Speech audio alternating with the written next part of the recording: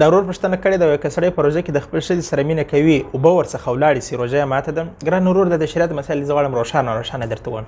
که چیرې ته خپل د ښځې سره مچو کوې او د هغې لاړې یا ناړې ته تېرې کړې یو شپې ته روژه به نیسې. که ساده مچو ورسره وکړې روژه دې نه ده ماته مشکل نه لري. دومه مسله که چیرې د ښځې سره پر جامو سربیره لوبې کوي اوبه در څخه ولاړې سي د دواړو څخه یا ستا څخه د هر چا څه چې اوبه لاړې دواړه به یوه روژه نیسي.